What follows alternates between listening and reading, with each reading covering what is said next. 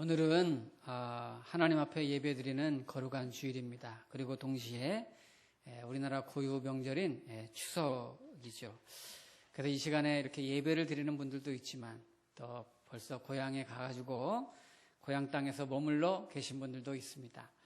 고향은 우리가 생각만 해도 가슴이 설레고 포근하고 마음이 따뜻한 곳입니다. 우리가 태어나고 내가 자라난 곳, 정말 정든 산하가 있는 곳, 고향입니다.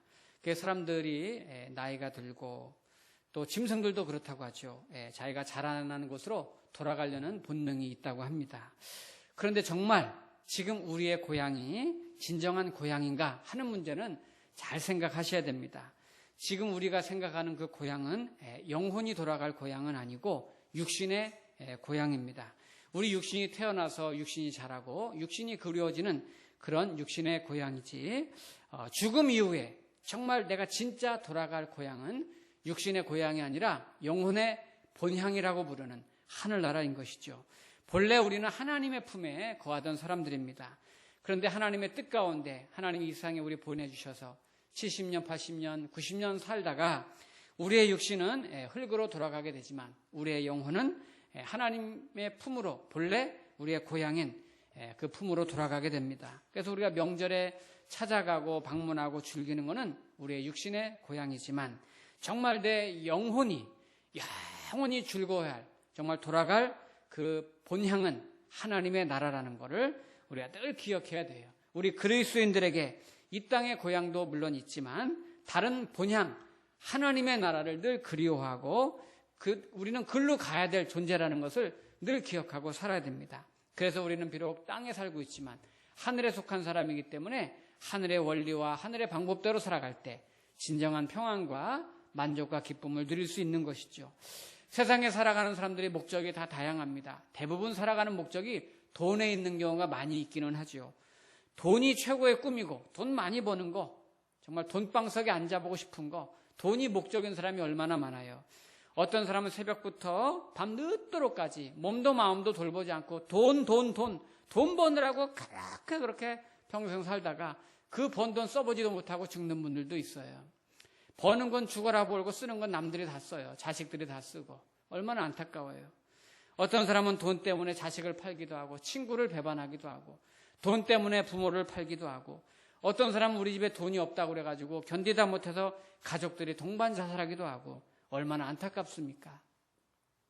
돈을 인생의 목적으로 사는 사람은 그렇게 사는 거예요. 어떤 사람은 세상에도 높은 자리에 한번 앉고 싶어서 명예를 누리고 싶어서 그걸 목적으로 살아가는 사람도 있고 어떤 사람은 인생을 한번 멋지게 화려하게 살고 싶어서 그걸 목표로 살아가는 사람도 있어요. 대부분 사람의 마음속에는 인생을 그렇게 화려하게 살고 싶은 심리적인 욕구들, 그런 동경하는 심리가 다 있죠. 그렇다면 우리 예수님 믿는 우리 성도들의 삶의 목표는 무엇이 될까? 예수님 믿으면서도 성도들 중에도 돈이 목적인 사람이 있어요. 예수님 믿으면서도 화려한 인생을 꿈꾸는 사람이 있고 예수를 믿으면서도 그리스도인들 중에도 세상적인 욕망을 목표로 살아가는 사람도 있단 말이죠. 그런 사람들은 하나님도 잊어버리고 교회는 나오지만 주일도 잊어버리고 그냥 세속에 빠져 살아가는 사람들이 많이 있습니다. 그러나 정말 예수님 마음에 영접하고 은혜 받고 사는 진정한 그리스도의 삶의 목표가 뭘까? 이 사람은 영원히 가도 후회하지 않는 삶의 목표를 가지고 있는 사람들입니다. 그 목표를 오늘 성경에서 두 가지로 소개하고 있는데 하나는 하나님의 사랑을 입는 것이라고 말했어요. 사랑하는 자들아 하나님이 이같이 우리를 사랑하셨은즉, 이렇게 11절에 말합니다. 이같이 우리를 사랑하셨은즉, 이게 무슨 말이죠? 내가 죄를 져서 죽어야 마땅한 자리에 내 죄를 대신 속하기 위해서 예수님께서 십자가에 못 박혀서 내 대신 돌아가시면서까지 죽기까지 이만큼 사랑했다는 거예요. 이같이 사랑하셨은즉. 이만한 사랑이 세상에 어디에 있어요?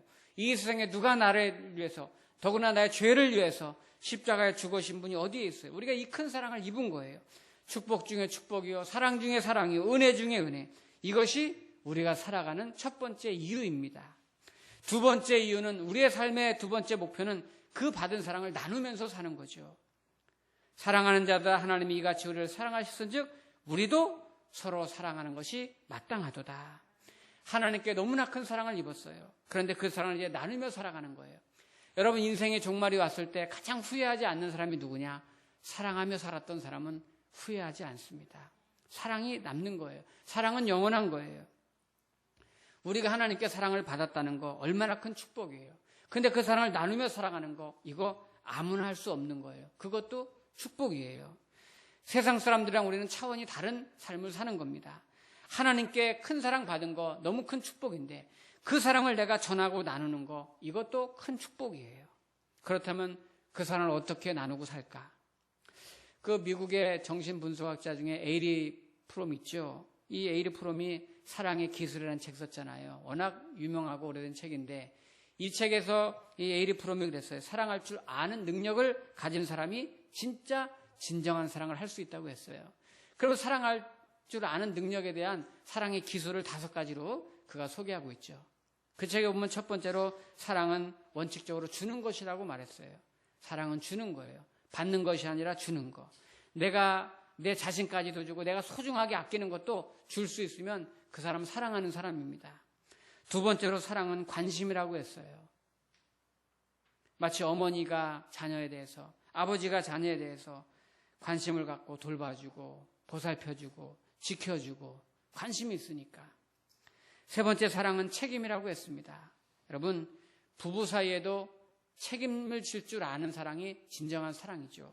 사랑은 책임이 따르는 거예요.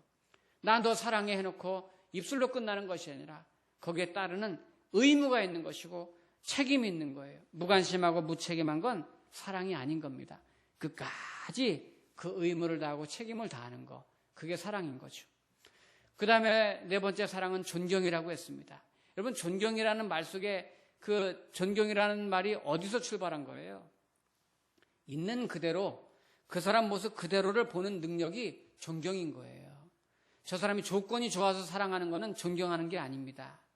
허물이 있지만, 부족하지만 그 사람 있는 그대로 바라보고 품을 수 있는 사랑, 그게 존경하는 사랑인 거예요. 그런 사람들이 예의도 바르고 이 그대로 있는 모습 그대로 품어주는 사랑이 예수님의 사랑이잖아요. 그 다음에 5번째로 사랑은 이해하는 것이라고 했습니다. 상대방의 입장에서 마음을 바꿔서, 입장을 바꿔서 생각해 보는 거, 이해하는 거, 그게 사랑인 거죠. 서로 이해하면 아무 문제 될 게 없잖아요. 그런데 서로 사랑한다고 하면서 이해하지 못하기 때문에 부딪히는 문제가 얼마나 많아요. 사랑한다고 하면서 우리가 서로 사이가 나쁜 좀 불편한 관계를 어느 책에 보니까 개하고 고양이로 비유했더라고요. 개하고 고양이가 참 신기하잖아요. 개는 막 반가우면, 막 좋으면 어떻게 꼬리를 들잖아요. 그죠? 꼬리를 들고 막 꼬리 흔들면서 오잖아요. 꼬리를 들고. 근데 앞에 기분 나쁘고 싸납고 무서우면, 원수가 오면 꼬리를 내리면서 이렇게 합니다. 강아지는. 근데 고양이는 거꾸로 해요. 고양이는 상대방이 좋으면 꼬리를 내리고 이렇게 다가와요. 근데 상대방이 기분 나쁘고 긴장하면 꼬리를 바짝 세우잖아요. 만약에 사람에게도 그게 적용돼서 개 같은 남편, 개 같은, 미안합니다. 네, 표현이 좀 그러네.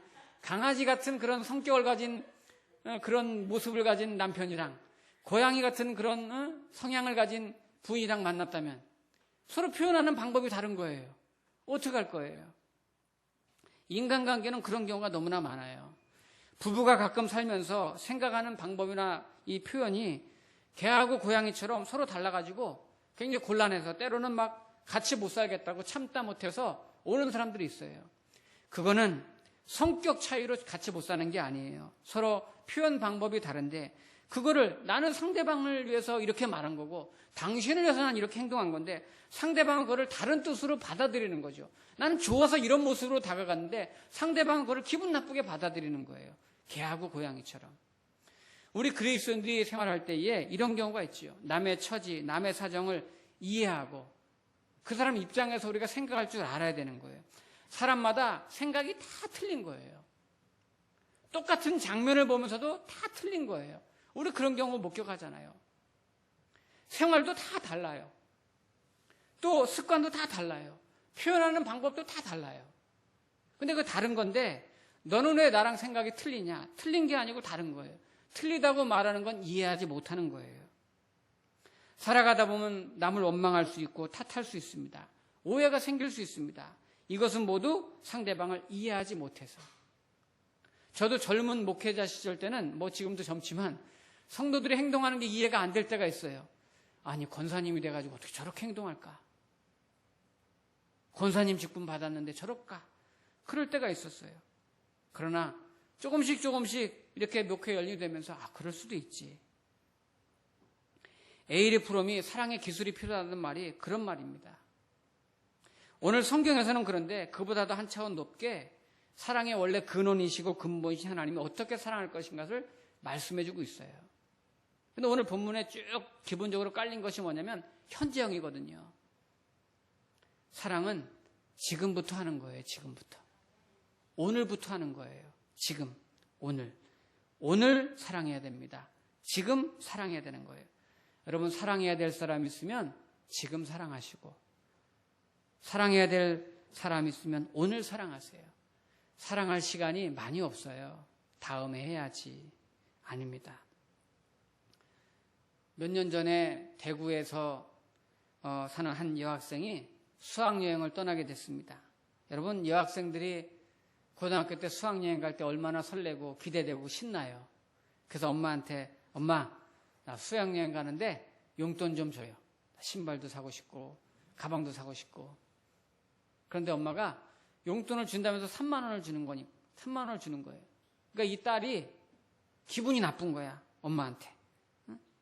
나 신발도 사야 되고 이번에 가방도 사고 싶고 옷도 좀 사고 싶고 먹을 것도 좀 먹고 싶고 친구들이랑 놀고 싶은데 겨우 3만 원 주냐고 막 엄마한테 소리 지르고서 서운한 마음에 문 쾅 닫고 그냥 나와버렸어요. 학교를 씩씩거리면서 가는데 잠시 후에 휴대폰이 울려요. 보니까 엄마 번호가 뜨는 거야. 화가 나가지고 휴대폰 닫아버려. 또 학교 도착할 때쯤에 보니까 또 휴대폰이 울려. 이렇게 보니까 엄마 전화번호야. 미운 엄마. 내가 수학여행 뭐 맨날 가나? 처음 가는데 왜 이래? 또 안 받아. 그래서 아예 또 전화 올까봐 휴대폰을 꺼버렸어요. 그리고 섭섭한 마음에 수업을 합니다. 근데 오후가 되고 저녁에 학교에서 돌아올 시간대쯤 되니까 후회가 됐어요. 우리 엄마가 사실 하루 종일 남의 집에 가서 파출부로 일하면서 고생하면서 나를 가르치고 있는데 내가 왜 우리 엄마한테 그랬을까? 엄마는 나 의지하고 사는데 신발은 아직 사실 신을만 하고 가방도 옆집 언니가 예쁜 거 빌려준다고 했는데 내가 왜 그렇게 큰 소리 치고 나갔을까? 후회가 됐어요. 엄마한테 미안하다고 해야지. 그러고서 집에 돌아와 보니까 엄마가 안 계세요. 그래서 엄마가 오늘 일하러 가는데 너무 늦으시네 하고 텔레비전을 딱 켜보니까 대구 지하철 참사 그 뉴스 속보가 막 나오는 거예요. 여러분 그 참사 기억하시죠? 한 10년 정도 됐는데 그때 지하철 12칸이 다 탔어요. 다 타가지고 192명이가 죽고 한 150 몇 명이 부상이 일어나고 21명인가는 실종되고 엄청난 사건이었어요. 우리나라에. 저거 엄마가 자주 타고 다니는 지하철인데 아찔한 마음에 얼른 전화를 걸었어요. 통화가 되지 않아요.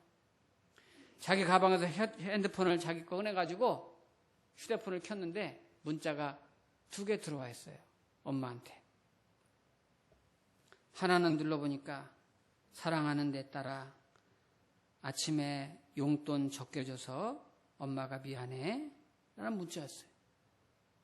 근데 또 하나 문자는 내 딸아 오늘 시장에 가서 네 신발과 네 가방 샀는데 전해주지 못할 것 같아. 사고가 났네. 큰일 났어. 딸아 엄마가 사랑해. 미안해. 라는 문자였어요. 엄마는 지하철에서 그 문자를 보내고 그냥 돌아가신 거예요. 엄마가 날마다 파출부로 나가서 고생하면서 어렵게 딸을 잘 키우고 싶었는데 그 딸은 용돈 적게 준다고 막 소리치고 불평했으니까 얼마나 괴롭겠어요. 오늘 왜 나에게 이런 일이 났을까? 잠언 27장 1절에 보면 너는 내일 일을 자랑하지 말라. 하루 동안 무슨 일이 일어날는지 네가 알 수 없음이라 그랬어요. 여러분 며칠 전에 그 방송 아마 뉴스에도 나왔다고 들었는데 그 신문에도 나왔어요. 며칠 전에 그 백두산에 관광하러 가던 중국 그 버스랑 트럭이랑 부딪혀서 이 전복돼 가지고 사상자가 났는데, 거기 돌아가신 분 중에 우리 교단에 여기 화곡동에서 목회하시는 목사님이 돌아가신 거예요. 그 며칠 전에 장례식 갔다 왔는데 그 목사님이 얼마 전에 저를 만났거든요. 노회에서 만나서 이정수 목사님 반갑다고 인사했던 분인데 올해가 60살이세요. 근데 중국에 이제 이 교회가 어느 정도 성장했다고 중국에 선교지로 교회 하나 짓고 싶다 그래서 사모님이랑 두 분이서 중국에 간 거예요. 중국에 가서 그 선교지 쭉 돌아보고 오는 마지막 날 목사님이 사모님한테 여보 우리 언제 또 여기 오기 쉽지 않은데 백두산 한번 구경하고 갑시다. 그랬더니 뭐 그냥 가지. 백두산 한번 구경하고 가자. 그래가지고 마지막 날 백두산 구경한다고 버스 타고 이렇게 가는데 버스가 얼마나 막 달리는지 이 중국에 가서 버스 타면 안 되겠더만 그냥 막 달리더래요 그냥. 그런데 그러다가 이 트럭이랑 부딪히는데 목사님은 그 자리에서 그냥 돌아가시고 사모님도 중상을 입으셨어요. 그 돌아와가지고 시신대로는 뭐 한참 있어야 완다 그래서 거기서 화장해가지고 들어와가지고 그 교회에서 장례식을 했는데 가보니까 원래 딸이 넷인데 셋째 딸이 벌써 사고로 죽었더라고요. 딸을 셋째 딸을 먼저 보내고 교통사고로 죽었는데 그 보상금으로 교회에 빚진 거 다 갚고 그러고서 목회하시던 분인데 딸 셋이서 사위 셋이랑 결혼해가지고 장례식을 치르고 엄마는 병원에 있어서 오지도 못하고 그런데 막 울음바다에 시작부터 끝까지. 이 아버지 시신 화장한 걸 갖고 이렇게 목사님들이 앞에 나가는데 이 딸들이 그런 거예요. 아빠 사랑해, 아빠 사랑해. 근데 아빠가 있어야지. 아빠 사랑해, 아빠 사랑해 하는데. 가기 전에 이 딸들이 말렸다는 거예요. 엄마 아빠 가지 말라고. 그러니 더 얼마나 마음이 아파요. 사랑할 수 있을 때 힘껏 사랑해야 되는 거예요. 우리 엄마, 우리 아빠 언제까지 사시는 거 아닙니다. 우리 자녀들 내 곁에 있을 때, 품에 있을 때 여러분 사랑해야 되는 거예요. 내 남편, 내 아내 여러분 사랑하시기 바랍니다. 사랑이 가장 귀한 거예요. 내 남편 내가 사랑하지 않으면 누가 내 남편을 위하고 내 아내를 내가 사랑하지 않으면 누가 사랑해 주겠어요. 여러분 우리 가족들 이상해서 하나님께서 사는 동안 서로 사랑할 수 있도록 사랑을 배우도록 하나님께서 만드신 공동체예요. 서로 사랑해야 되는 거예요. 지금 사랑해야 되는 거예요. 그런데 어떻게 사랑할 것인가 오늘 주님이 말씀하십니다. 오늘 본문 4장 10절에 보니까 자 4장 10절 우리 같이 한번 읽어볼까요? 시작. 사랑은 여기 있으니 우리가 하나님을 사랑한 것이 아니요 하나님이 우리를 사랑하사 우리 죄를 속하기 위하여 화목제물로 그 아들을 보내셨습니다. 아멘. 우리가 어떻게 사랑할 것인가? 바로 그 예수님의 사랑을 배워야 되는 거예요. 우리가 사랑하면 예수님이잖아요. 예수님 하면 사랑입니다. 예수님이 사랑의 모델이고 예수님이 사랑 그 자체이세요. 예수님의 사랑은 어떤 사랑이에요? 예수님께서 사복음서에 보면 가는 곳마다 병자를 고쳐주시고 가난한 사람 돌봐주시고 소외된 사람 위로하시고 그렇게 사셨는데 그럴 때마다 예수님이 사랑의 조건이 예수님의 사랑은 아무런 조건이 없었던 사랑이에요. 아무런 조건이 없어요. 예수님은 네가 계명을 잘 지켜라. 그럼 내가 사랑해 줄게. 너 내 말에 순종해라. 그러면 사랑해 줄게. 너 열심히 해. 그럼 내가 사랑해 줄게. 예수님은 그런 조건이 없어요. 가늠하다가 현장에서 끌려온 여인에게도 예수님은 나는 너를 정죄하지 않겠다고 품어주셨고 병든 자들도 문둥병자들도 모두 주여 나를 고쳐달라고 외쳤을 때 아무런 조건이 없었어요. 그저 네가 나를 믿느냐 하시면서 사랑하셨고 고쳐주셨고 품으셨어요. 예수님의 사랑은 아무런 조건이 없는 무조건적인 사랑입니다. 우리가 허물이 있고 흠이 있어도 사랑하는 그런 사랑이잖아요. 그 사랑이 있기 때문에 우리가 주님의 사랑을 입을 수가 있었던 거예요. 만약에 조건이 있었다면 우리 중에 누가 주님의 사랑을 입을 수가 있겠어요? 우리들은 보통 이웃을 사랑한다고 할 때 조건이 있죠. 여러분 남녀가 사랑하는 거 데이트하는 거 배우지 않아도 자연적으로 합니다. 청소년기 되고 청년 되면 남자가 여자에게 여자가 남자에게 사랑하게 되는 거예요. 그런데 이웃을 사랑하는 거는 자연적으로 본능적으로 되는 거 아니에요. 이성끼리 사랑은 본능에 기초한 사랑이에요. 자동적으로 그냥 사랑해지는 거예요. 남자가 여자 보면 사랑해지는 거고 여자가 남자 보면 사랑해지는 거예요. 어머니가 자식 보면 사랑이 지는 거예요. 본능적인 거예요. 근데 어머니가 내 자식은 그렇게 사랑하지만 남의 자식은 그렇게 사랑하지 않아요. 왜 그렇습니까? 본능에 기초했기 때문에 그런 거예요. 인간의 사랑은 다 본능에 기초한 사랑이에요. 그러나 하나님의 사랑은, 예수님의 사랑은 본능적인 사랑이 아니에요. 한계를 넘어선 사랑이고 무조건적인 사랑인 거예요. 우리는 바로 그 사랑을 배우는 거죠. 그 사랑을 배우고 연습하고 훈련하는 것이 바로 교회입니다. 교회 안에 보면 우리들도 알잖아요. 별별 사람 다 있죠. 아휴. 그러나 그럼에도 불구하고 사랑을 연습하는 것이 교회예요. 연습하고 훈련하고. 그리고 하나님이 가정과 교회 이 두 곳을 주셨는데, 우리가 이제 이 점점점 자라서 성인이 이렇게 되면서 이웃에 대해서 관심을 갖고 사랑하면서 눈을 뜨게 되는데, 보통 어릴 때 배웠던 거, 어릴 때 훈련받았던 거, 어릴 때 경험했던 거가 어른이 돼서 성인이 돼서 드러나고 나타나는 거예요. 어렸을 때 본다는 거, 눈으로 본다는 거는 곧 배운다는 거가 되는 거예요. 그래서 어린 자녀들이 어릴 때 본 것이 배우게 되고 학습이 돼가지고 어른이 되면은 그대로 그것이 나타나는 거죠. 부모님들이 아이들 보는 앞에서 이웃을 섬기고 사랑하는 모습을 보여주세요. 부부끼리 뜨겁게 사랑하고 사랑하는 모습 보여주세요. 자녀들이 배운 대로 자라서 결혼하고 서로 사랑하고 이웃을 섬기고 사랑하게 되는 거예요. 아이들이 어릴 때 부모님들이 교회 생활 잘하고 신앙생활 잘하는 거, 기도 생활하는 거 보여주세요. 아이들이 보면서 자라죠. 그리고 보는 대로 그들도 자라가면서 그렇게 따라서 하는 거예요. 언제나 우리 부모가 자라면서 이웃과 더불어 살고 섬기면서 나누면서 베풀면서 살아가는 모습 보여주세요. 자녀들이 자라면서 그거 본 대로 그대로 합니다. 그런데 그렇게 본 것이 없으면 아이들이 성장한 후에 어떻게 해야 되는지를 몰라요. 어떻게 사랑을 해야 되는지 용기가 없어요. 어떻게 해야 되는지 방법을 몰라요. 만약에 우리 자녀들이 어렸을 때 아버지가 날마다 집에 술 먹고 들어와서 때려 부수고 부부싸움하고 소란 피우고, 그러면 아이들이 그러죠. 커가면서 그래, 나는 우리 아빠처럼 안 살 거야. 어떻게 인간이 저렇게 살까? 난 절대로 저렇게 살지 않을 거야. 다짐합니다. 그런데 문제는 그 아이들이 커가면서 다짐했지만 그 아버지의 모습을 닮아간다는 거예요. 아버지의 모습을 따라간다는 거예요. 얼마나 이게 무서운 일이에요. 본 것이 그거있기 때문에. 자녀의 어릴 때부터 신앙교육이, 부모가 본을 보이는 교육이 그래서 중요한 거죠. 그러면 구체적으로 어떻게 사랑할까? 가장 기본적인 사랑은 언어로부터 시작이 되죠. 언어로부터 축복하고 칭찬하고 존경하고. 그런데 게리 체프먼 박사님이라고 미국에서 40년 동안 결혼 상담만 전문으로 해온 분이 계세요. 이 게리 체프먼이 결혼 상담을 40년 이상 하면서 많은 사람들에게 기본적인 사랑의 언어가 있다는 걸 알아냈어요. 사람마다 어떤 사람은 이런 영역에서, 어떤 사람은 이런 영역에서 사랑을 느낀다더라. 어떤 사람은 이런 영역에서 사랑을 느끼는구나.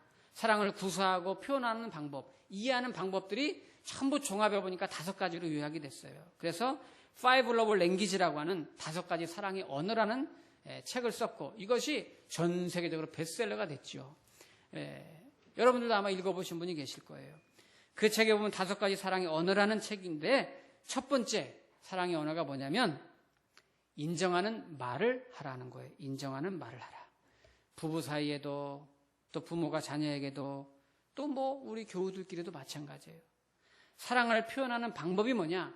격려하는 말, 인정하는 말, 내가 그 사람을 칭찬하고 높여주는 말을 하라는 거예요. 그것이 그 사람에게 힘을 주고 행복을 준다는 거예요. 여러분, 똑같은 말을 도 누구든지 친절하게 말하고 온화하게 말해야지 그런 말투를 좋아하지, 명령하고 지시하고 거칠게 말하는 그런 거 좋아하지 않잖아요. 예를 들어서 여러분, 부부 사이든 뭐 자녀들 관계든 미안해요, 고마워요, 너 참 잘하는구나, 사랑해, 넌 정말 좋은 사람이야, 이렇게 칭찬하고 격려하고 존중해 줄 때, 축복해 줄 때, 그것이 배우자에게 또 자녀들에게, 그런 자녀들이 그런 말을 들었을 때, 아, 난 소중한 사람이구나, 자존감이 세워지는 거예요. 내가 사랑받고 있구나, 이걸 느끼는 거예요. 그럴 때 자기는 삶에서 최선을 다하게 되는 거예요. 부부 사이에도 당신이 있어서 너무 좋다고, 당신은 다 잘할 수 있다고 그렇게 격려해주고 칭찬해주고, 자녀들에게도 너가 우리 가정에 태어나서 엄마 아빠는 너무 좋다, 너 참 잘했다, 이렇게 인정해주고 높여주고 격려해주고, 그래서 본인이 내가 사랑받고 있구나, 내가 소중한 존재구나, 이렇게 느낄 수 있도록 인정하는 말 많이 하시기를 축복합니다. 두 번째, 이 책에서 사랑의 언어로 말하는 것은 함께하는 시간을 가지라 그랬어요. 함께하는 시간을 가지라. 사람은 누군가가 자신에게 관심을 가져줄 때 사랑을 느끼게 됩니다. 단순히 함께 있는 것도 좋지만 그 이상으로 함께하면서 상대방이 나에게 집중해 줄 때 거기서 사랑을 느끼죠. 내 말을 많이 들어주고 내게 관심 가져주고, 함께 외식을 한다거나 함께 산책을 하거나 함께 영화를 보거나 그러면서 함께 있는 시간에 눈을 마주쳐서 대화해주고 또 경청해주고, 경청이 굉장한 치료 효과가 있다는 거 아시죠? 많이 여러분 들어주세요. 듣다 보면 가끔 쓰잘데기 없는 말 할 때도 있는데 그래도 들어주세요. 듣다가 막 열받고 따지거나 그러지 말고 그냥 들어주세요. 그냥 그렇다는 얘기예요. 그냥 들어만 줘도 그 사람 마음은 치료가 되는 거예요. 거기서 사랑을 느낀다니까요. 들어만 줘도. 세 번째 사랑의 언어는 사랑이 담긴 선물을 하는 겁니다. 누구나 여러분 사람은 선물 받는 거 좋아해요. 선물은 사랑을 표현하는 어떤 상징적인 의미가 있다고 생각하기 때문에 보석이 아니라도 비싼 값진 물건이 아니라도 여러분 사람들에게 작은 선물이라도 사랑은 얼마든지 전달될 수 있습니다. 선물이라는 것은 내가 항상 그분을 기억하고 있다는 그런 의미가 선물 속에 담겨 있는 거예요. 어디 가서 뭘 사지 않아도 여러분 문자 하나도 선물이고 쪽지 하나 써주는 것도 선물이고, 무엇이든지 작은 것도 내 마음에 사랑만 담겨 있다면 다 선물이 될 수 있는 거고, 그것이 상대방에게는 평생 힘이 되고 위로가 되고 사랑을 느낄 수 있는 것이 되는 거예요. 그 다음에 네 번째는 본이 되는 봉사의 삶을 사는 것이다 그랬어요. 상대방이 자신을 도와줄 때 사람은 행복을 느끼고 사랑을 느낍니다. 누군가 나를 위해서 뭔가를 해줄 때 거기서 사랑을 느끼는 거예요. 내가 입으로 말하기 전에 상대방이 알아서 나를 위해서 뭔가를 계획해주고 준비해주고 시간을 내주고 노력해줄 때 거기서 사랑을 느끼는 거죠. 예를 들면 오늘 추석입니다. 추석 때 우리 부인들이 얼마나 수고가 많아요. 그럴 때 남자분들이 설거지 도와주고 집안 청소해주고 뭐 무거운 거 들어주고 이런 거 내가 먼저 알아서 손길을 내밀어 줄 때 거기서 사랑을 느끼는 거예요. 다음 주에 제가 몇 사람 물어볼게요. 마지막으로 신체적인 접촉이 필요하다고 했습니다. 사람들은 접촉을 통해서 행복을 느끼는 거예요. 특히 우리 자녀들 여러분 등도 이렇게 두들겨주고, 등 두들겨주라 했다고 막 패라는 게 아니라 자 이렇게 두들겨주고 격려해주고, 여러분 우리가 힘들 때 장례식에 갔을 때도 무슨 말 하지 않아도 손 한번 잡아줘도 눈물 흘리는 거잖아요. 안아주기만 해도 그게 위로가 되잖아요. 상대방이 머리 한번 쓰다듬어 주는 거, 거기에도 사랑이 듬뿍 느껴질 때가 있는 거예요. 거기서 사람들은 나는 혼자가 아니구나, 난 참 행복한 사람이구나, 그런 감정을 느끼게 되는 겁니다. 저와 여러분들은 기본적으로 하나님께 선택을 받고 하나님께 사랑을 입은 그런 소중한 존재들입니다.